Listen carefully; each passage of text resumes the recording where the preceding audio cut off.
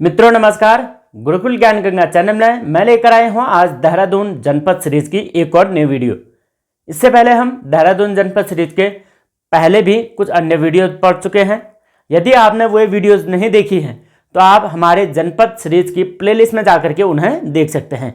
इससे पहले हमने जनपद सीरीज में उत्तरकाशी जनपद को भी क्लियर कर लिया है। तो आज हम पढ़ रहे हैं देहरादून जनपद। देहरादून जनपद के बारे में हम उसके भौगोलिक स्थिति के बारे में, वहाँ पर भौगोलिक स्थिति के अंतर्गत वह नदी तंत्र हो गया है और देहरादून के झरने, जलप्रपात आदि, मंदिर, मेले, संस्थान आदि इस प्रकार से हम अध्ययन कर चुके हैं। आज मैं पढ़ा रहा हूँ देहरादून जनपद के अंदर प्रमुख पर्यटन स्थलों के बारे में। तो आज का बहुत ही ज़्यादा इंपॉर्टेंट चैप्टर होने वाला है क्योंकि आज हम पर्यटन स्थलों के बारे में पढ़ रहे हैं।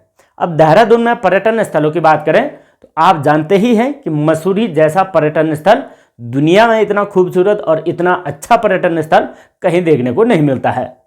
मसूरी की बात करें तो मसूरी एक्चुअली एक घास की वजह से या एक पौधे की वजह से इतना फेमस है जिसका नाम मसूरी पड़ा है। तो इसका पुराना नाम भी होगा या इसके कुछ अन्य नाम भी होंगे जो वर्तमान में जाने जाते हैं। तो कई प्रकार के मसूरी से रिलेटेड क्वेश्चन एग्जाम्स में बनते हैं। आज हम मसूरी से शुरू कर रहे हैं, उसके बाद अन्य पर्यटन स्थलों पर भी बात करेंगे। तो आ जाइए मसूरी पर्यटन स्थल पर। तो देहरादून की बात करें तो देहरादून का सबसे प्रमुख पर्यटन स्थल है मसूरी। और मसूरी की बात करें तो मंसूर नामक एक पौधे की वजह से इस मसूरी का नाम पड़ा हुआ है। ये मसूर नामक पौधा एक्चुअली मिट्टी अपरदन को रोकने में बेहद कारगर होता है, इसलिए उत्तराखंड सरकार ने इस मंसूर पौधे को संरक्षण करने का भी प्रयास किया है। तो बात करें इसके पुराने नाम की तो पुराना नाम था मसूरी का जुरापानी। बहुत ही ज़्यादा इंपॉर्टेंट हो जाएगा, जुरापानी नाम से पहले इसे जाना जाता था। और मसूरी के कुछ अन्य नामों पर भी बात करते हैं। देखिए मसूरी के अन्य नाम बहुत इंपॉर्टेंट है, बहुत स्पेशल है। ये एग्जाम में कहीं ना कहीं कन्फ्यूजन आपको करा देते हैं। देखो पर्वतों की रानी, ये तो सभी जानते हैं, पर्वतों की रानी मसूरी को ही कहा जाता है। साथ ही साथ गंगोत्री, यमुनोत्री का प्रवेश द्वार भी कहते हैं। हमने जब इससे पहले उत्तराखंड के कई स्थानों के प्राचीन नाम और उपनामों में बात की थी, वहां पर भी बताया गया था कि गंगोत्री, यमुनोत्री का प्रवेश द्वार मसूरी को कहा जाता है। साथ ही साथ भारत का एडिनबरा भी इसे कहते हैं, देहरादून का ताज भी कहा जाता है इस मसूरी पर्यटन स्थल को। बहुत ही ज्यादा इंपॉर्टेंट है। उसके बाद बात करें ये मसूरी का जो आधुनिक स्थापना की बात करें, किस व्यक्ति ने बसाया था। देखो सबसे पहले मसूरी में अंग्रेजी बसे थे क्योंकि अंग्रेजों को हिल स्टेशन बहुत पसंद होते थे। उसी प्रकार से इसका जो संस्थापक माना गया है कैप्टन यंग को माना गया है। कैप्टन यंग ने मसूरी की स्थापना 1825 में कर दी थी। देखिए उत्तराखंड में अंग्रेजों का आगमन 1815 में हुआ। उसके बाद ठीक 10 साल बाद मसूरी की स्थापना होगी थी। इस प्रकार से आधुनिक समय में पहला नगर बसाया गया अंग्रेजों के द्वारा मसूरी, जो कि एक डेवलप नगर बसाया गया था। और ये टोटल उस समय 1825 में 65 वर्ग किलोमीटर में बसाया गया था। ये जो मसूरी नगर बसाया गया था 65 वर्ग किलोमीटर के अंदर क्षेत्रफल में ये बसाया गया था। एक बात और जान लेते हैं महत्वपूर्ण मसूरी से रिलेटेड। 4 मार्च 1820 को सुदर्शन शाह, जो कि उस समय टिहरी के पहले राजा थे, तो टिहरी के पहले राजा का मतलब पंवार वंश के राजा थे, इन सुदर्शन शाह ने 80 वर्ष के लिए ये मसूरी पट्टे पर दी थी। किसको? अंग्रेजों को। और कब दी थी? 1820 4 मार्च। 4 मार्च सुदर्शन शाह के जीवन से जुड़ा हुआ भी है। देखो सुदर्शन शाह ने जब श्रीनगर राज्य अंग्रेजों से मांगा था तो अंग्रेजों ने वहां पर विभाजन कर दिया था और उसके बाद अंग्रेजों ने गोरखों से 4 मार्च 1816 को संगौली की संधि भी करी थी। तो 4 मार्च बहुत इंपॉर्टेंट डेट है। तो 4 मार्च 1820 को सुदर्शन शाह ने 80 वर्ष के लिए लीज पर दी थी ये जमीन अंग्रेजों को, लेकिन अंग्रेजों ने परमानेंट अपना स्थान बना लिया था। और मसूरी में कई चीजें प्रथम है। देखो कौन कौन से हैं? राज्य के प्रथम भी है और देहरादून के प्रथम भी है। पहला है प्रथम इमारत। यहाँ का प्रथम इमारत पूछा जाता है, ये था मलिंगार होटल। आप इंपॉर्टेंट करके याद रखें, ये बहुत बार पूछा गया है। मलिंगार होटल मसूरी का प्रथम इमारत। इमारत का मतलब बिल्डिंग जो बनाई थी। मसूरी की जो सैन्य छावनी बनाई थी ब्रिटिशों ने, वो बनाई थी 1827। ये आप याद रखेंगे, बहुत खास है। यहाँ का एक प्रथम स्कूल बना था convent of Jesus and Mary, ये मसूरी का प्रथम स्कूल था जो कि अंग्रेजी माध्यम में था, convent of Jesus and Mary. और वैसे भी देहरादून और मसूरी के स्कूल्स में तो पूरे भारत भर के सेलिब्रिटीज के बच्चे भी पढ़े हैं। और इस प्रकार से देहरादून और मसूरी के स्कूल्स बहुत फेमस हैं जो अंग्रेजी माध्यम में थे। तो एक convent of Jesus and Mary नामक स्कूल खुला था। प्रथम समाचार पत्र मसूरी से ही निकला था, उत्तराखंड राज्य का प्रथम समाचार पत्र, और मसूरी से निकला था। ये निकला था 1842 में। और उस समाचार पत्र का जो नाम था वह था द हिल्स। इंग्लिश में छपा हुआ था क्योंकि अंग्रेजों ने छापा था, तो द हिल्स इस प्रकार से समाचार पत्र का नाम था। और समाचार को प्रकाशित करने वाला जो व्यक्ति था वह था जॉन मैकिनन। तो जॉन मैकिनन के द्वारा ही प्रथम समाचार पत्र छापा था, और ये समाचार पत्र पूरे उत्तराखंड का प्रथम समाचार पत्र था प्रकाशित होने वाला। तो द हिल्स भी आप याद रखेंगे। उसके बाद प्रथम नगर पालिका, ये पूरे उत्तराखंड की प्रथम नगर पालिका मसूरी बनी थी, और वो बनी थी कब? 1842। अगर हम नगर पालिका के बाद नगर निगम की बात करें तो पहली नगर निगम भी देहरादून में ही है, और पहली नगर पालिका भी देहरादून के ही अंदर, लेकिन वो मसूरी है। ठीक, तो इस प्रकार से 2009 से ये जो नगर पालिका है ये इको टैक्स भी वसूलती है मसूरी के अंदर। इको टैक्स का मतलब पर्यावरण संरक्षण के लिए गाड़ियों से टैक्स वसूला जाता है। ये 2009 से, ये भी हम याद रखेंगे। प्रथम जल विद्युत परियोजना जिसका नाम था ग्लोगी जल विद्युत परियोजना, ये भी मसूरी में ही शुरू हुई थी। और ये मसूरी में शुरू हुई थी तो उस समय की बात करें, इसका जो कार्य पूरा हुआ था ये 1909 के आसपास मसूरी में पहली बार लाइट भी छोड़ी गई थी इसी ग्लोगी जल विद्युत परियोजना से। ये ग्लोगी जल विद्युत परियोजना भट्टा फॉल पर बन गया था मसूरी के ही अंदर। और इसी परियोजना को बनाने के लिए अंग्रेज सबसे पहले देहरादून में ट्रेन भी लाए थे। ये लाए थे ठीक 1900 में। अगर आपने उत्तराखंड के रेलवे परिवहन से रिलेटेड डिटेल में पढ़नी है तो आप हमारे वीडियो में जा करके उसे पढ़ सकते हैं। वहां पर आपको टोटल रेलवे से संबंधित इंपॉर्टेंट चैप्टर मिलेगा और सारी जानकारी वहां पर मिलेगी। लेकिन यहां पर हम बात कर रहे हैं कि ग्लोगी परियोजना के चक्कर में देहरादून में जो है पहली बार रेलवे भी आई थी, और 1909 में पहली बार लाइट छोड़ी गई थी कहाँ? मसूरी में। तो ये जल विद्युत परियोजना इंपॉर्टेंट थी, और 1907 में जाकर के ये परियोजना कंप्लीट हो गई थी, और ये बनी थी भट्टा फॉल पर। आप याद रखेंगे क्या? भट्टा फॉल बहुत ज़्यादा इंपॉर्टेंट है। मसूरी रोपवे की बात करें तो ये 1970 में बना था, बहुत खास है। इस प्रकार से एक औली रोपवे के बारे में भी पूछा जाता है। औली रोपवे 1983 में जाकर कंप्लीट हुआ था।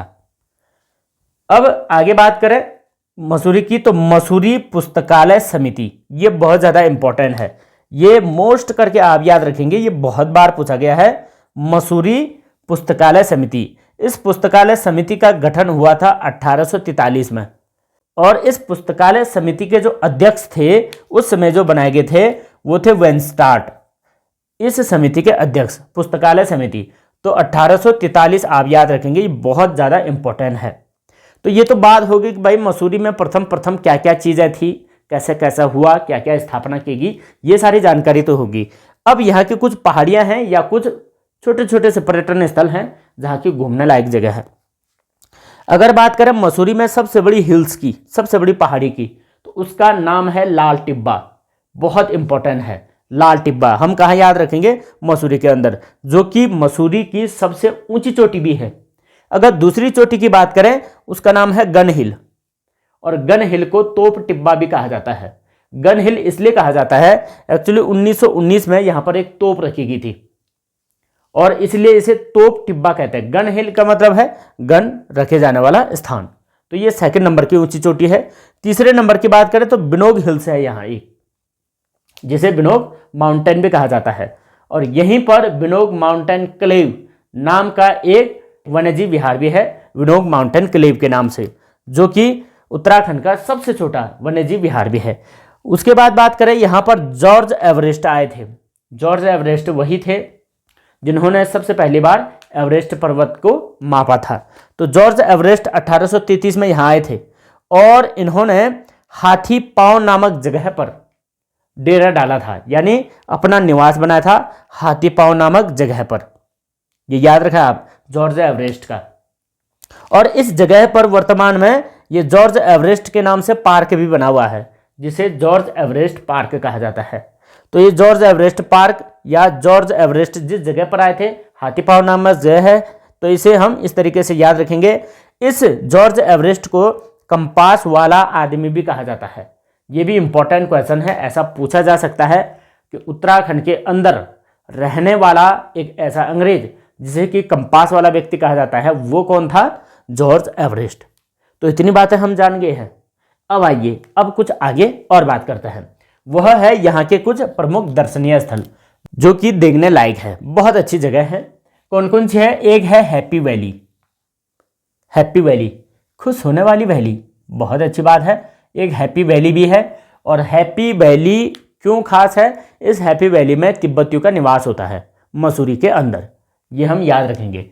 एक यहाँ का दर्शनीय स्थल है विंटर लाइन। ऐसे हिल्स पर विंटर लाइन दिखती है जनवरी के माह में। ये विंटर लाइन होती क्या है एक्चुअली?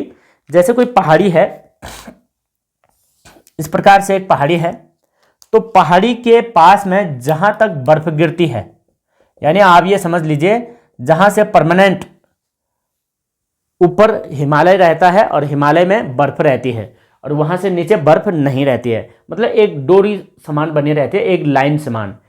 जिस लाइन के ऊपर बर्फ होगी और एक ऐसी लाइन होगी वहां से नीचे बर्फ नहीं होती है, तो विंटर लाइन होती है, वो जनवरी में ही दिखेगी, क्योंकि जनवरी में ही यहाँ पर हिमपात होता है अच्छे से। इसलिए लोग हमेशा से ही देश विदेश के लोग मसूरी में विंटर लाइन्स देखने आते हैं। बहुत खूबसूरत है, इसलिए ये दर्शनीय स्थल है। एक यहाँ का दर्शनीय स्थल है यहाँ का लंडौर बाजार।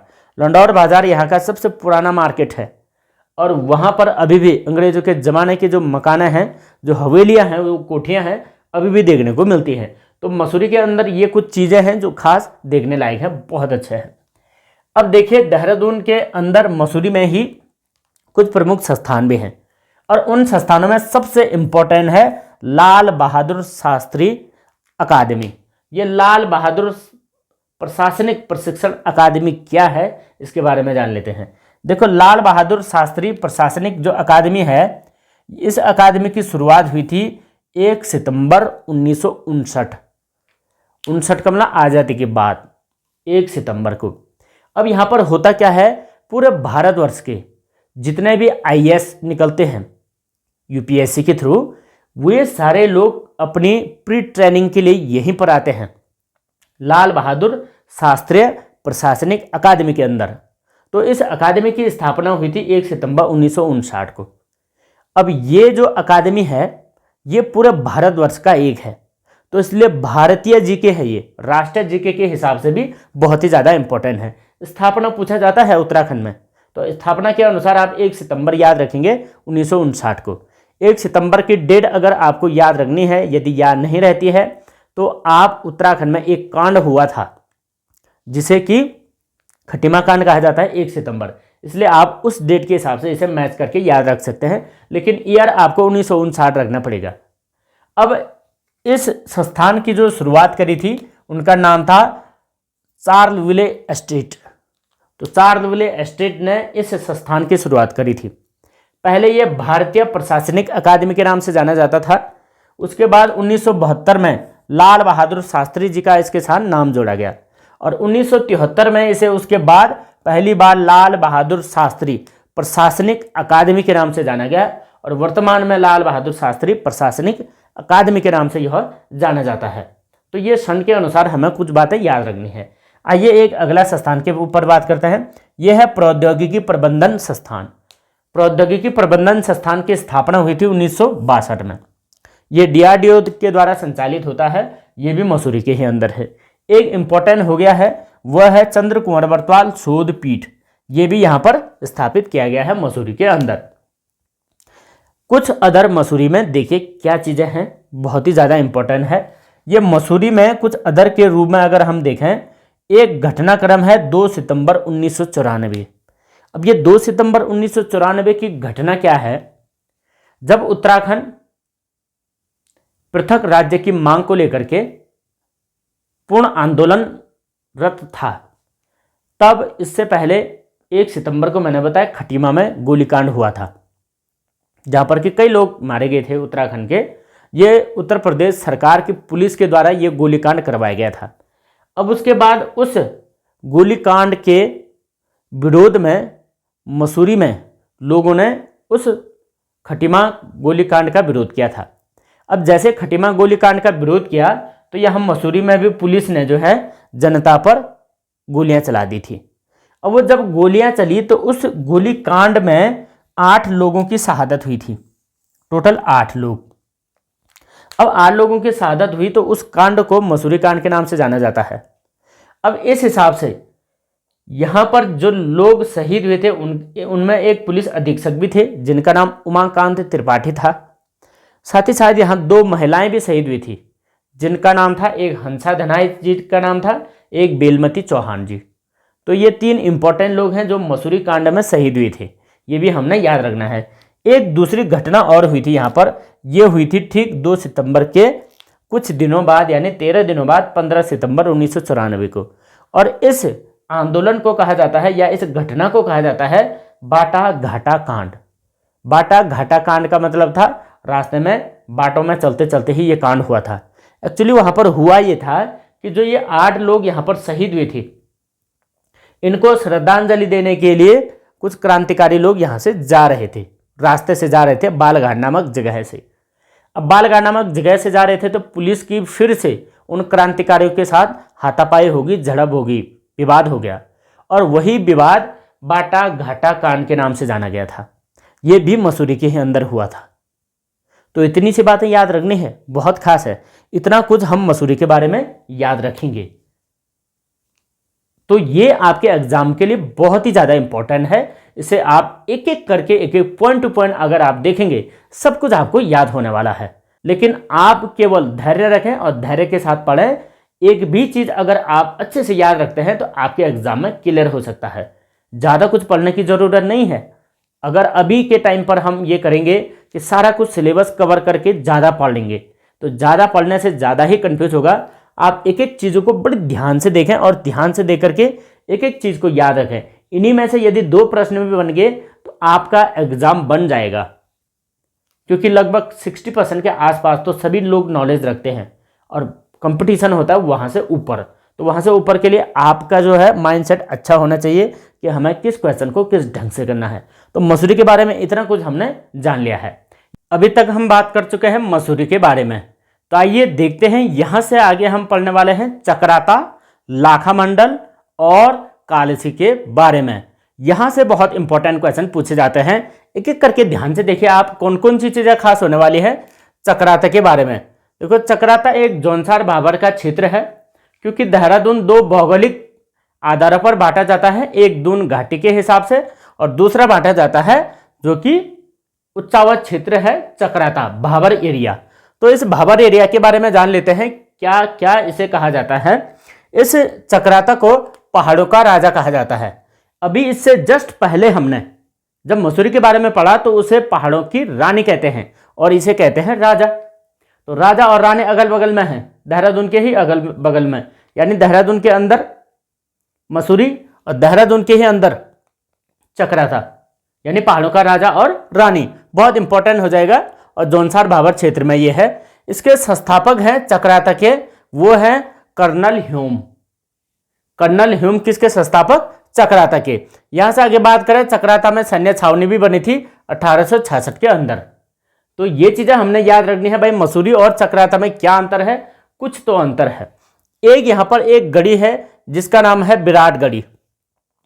ये चौराड़ी चोटी पर है विराटगढ़ी, वर्तमान में चक्राता के अंदर है।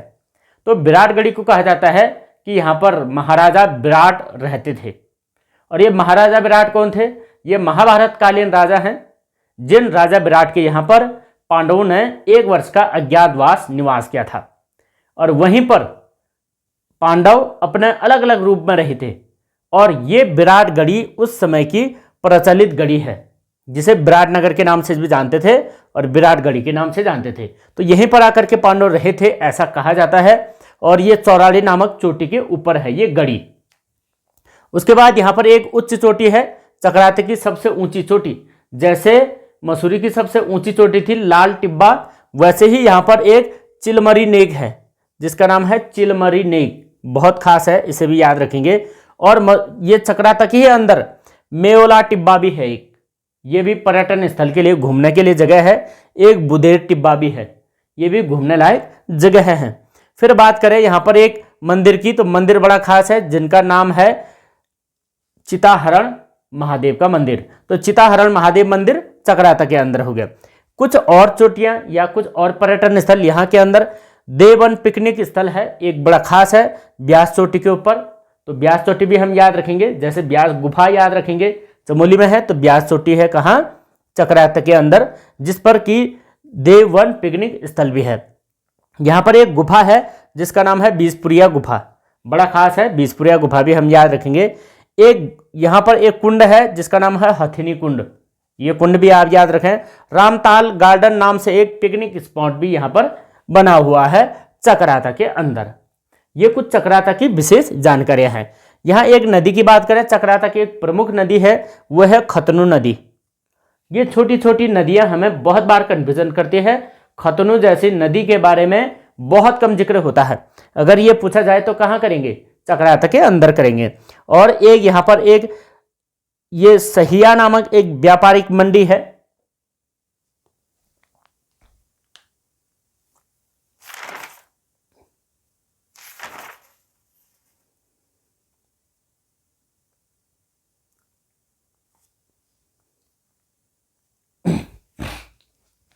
और यह व्यापारिक मंडी जो है अमलावा नदी के तट पर है।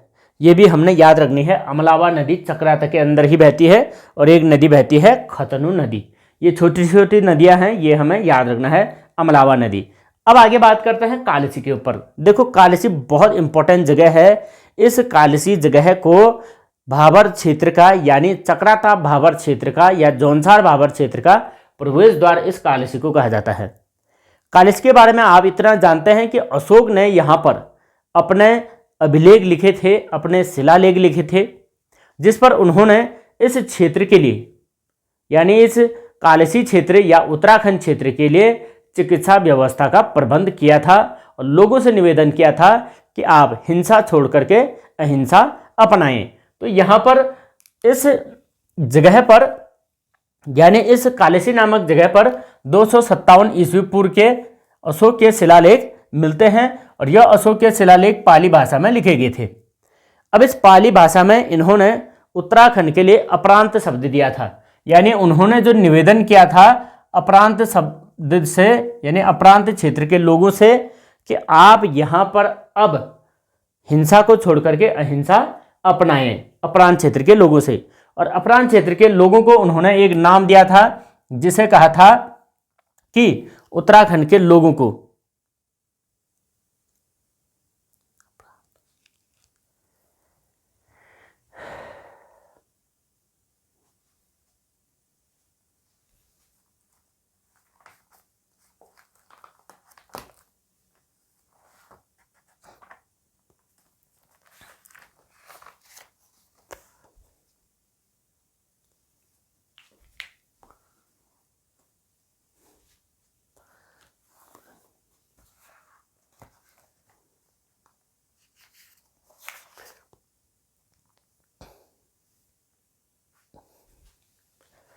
और अशोक ने अपने अभिलेख में इस अपरांत क्षेत्र के लोगों को पुलिंद शब्द से संबोधित किया था।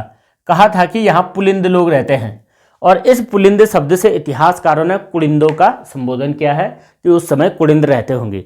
ये बात है मौर्य काल की, यानी कालसी में जब अशोक ने शिलालेख लिखवाया था। इस हिसाब से माना जाता है कि मौर्यों की उत्तरतम राजधानी का जो क्षेत्र था, यानी उत्तरतम जो केंद्र था या उत्तरी सीमा थी, वो था कालसी। कालसी तक मौर्यों के अधीन था। और ये जो कालसी है, ये अभी 3 नदियों के संगम स्थल के आसपास है, यमुना, टोंस और अमलावा। ये मैंने वही अमलावा बताया जो कि यहाँ चक्राता से बह करके आ रही है। ये बहुत खास है। इस स्थल की खोज 1860 में जॉन फॉरेस्ट नामक एक अंग्रेज ने की थी, और उसने बताया कि इस क्षेत्र में अशोक के शिलालेख हैं, जहाँ पर एक बहुत बड़ा गजा भी बना हुआ है, एक हाथी बना हुआ है, उसके नीचे गजतमे नामक शब्द भी लिखा है, बहुत बड़ी शिला है। और उस शिला को वर्तमान में लोग चित्रशिला के नाम से जानते हैं। वर्तमान के लोग, हमारे लोग, वहाँ के लोकल के लोग चित्रशिला के नाम से जानते हैं। तो ये कालसी वाला क्षेत्र चित्रशिला के नाम से भी जाना जाता है, जो कि किस किस नदी के संगम, यमुना, टोंस और अमलावा के संगम पर है। अपरांत शब्द यहाँ उत्तराखंड के लिए संबोधित किया गया है और पुलिंद शब्द उत्तराखंड में निवासी लोगों के लिए कहा गया है। इस क्षेत्र को जोनसार भाबर का प्रवेश द्वार कहते हैं और महाभारत काल में विराटगढ़ी का ही एक हिस्सा था, जो विराटगढ़ी की यहाँ चक्राता क्षेत्र के अंदर आता है। उस विराटगढ़ी का ये कालिसी क्षेत्र था। यहीं पर इस कालिसी क्षेत्र को कई नामों से जाना गया है, जैसे खतलिका नाम से जाना गया है, कुलूत के नाम से जाना गया है, कलकूट के नाम से जाना गया है और युगसैल नाम से आदि कई नामों से इस क्षेत्र को जाना जाता है, कालिसी को। इसके बारे में यदि आप डिटेल पढ़ना चाहते हैं तो हमारी पिछली ऐतिहासिक वीडियो सीरीज में आप देख सकते हैं, वहां पर इसकी टोटल डिटेल आपको अवेलेबल हो जाएगी। एक जगह है यहाँ कालिसी के ही अंदर आसपास में, जगतग्राम नामक जगह है।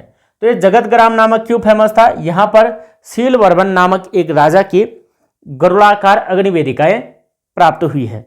अग्निवेदिकाएं का मतलब है जिस हवन कुंड में यज्ञ किया जाता था, और उस अग्निवेदिका में पकी हुई ईंट लगी हुई थी।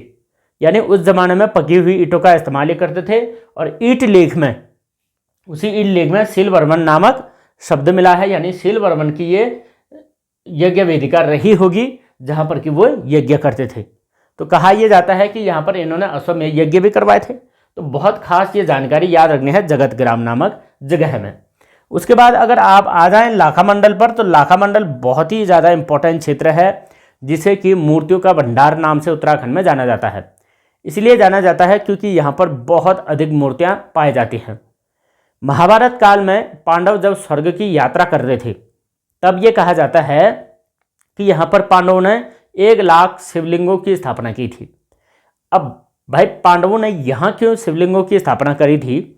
क्योंकि दुर्योधन ने जब लाक्षागृह का निर्माण कराया था, तो ये कहा जाता है कि यहीं पर पांडवों के लिए लाक्षागृह बनाया गया था।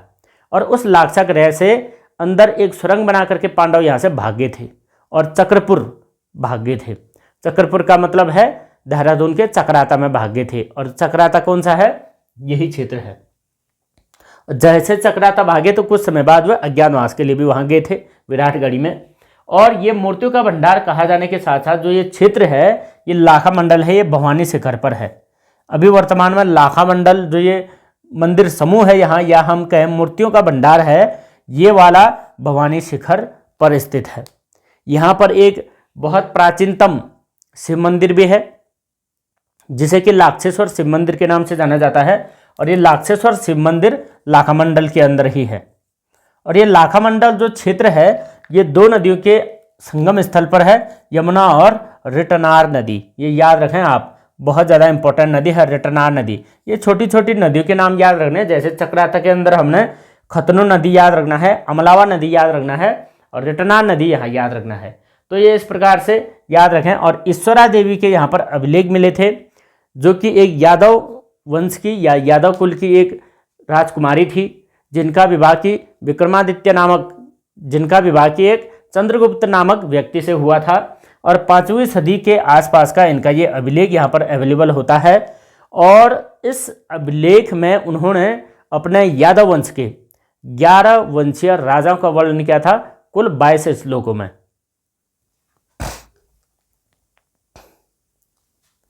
और 11 पीढ़ी के राजाओं का वर्णन इन्होंने 22 श्लोकों में वर्णित किया था यहाँ इन अभिलेखों में।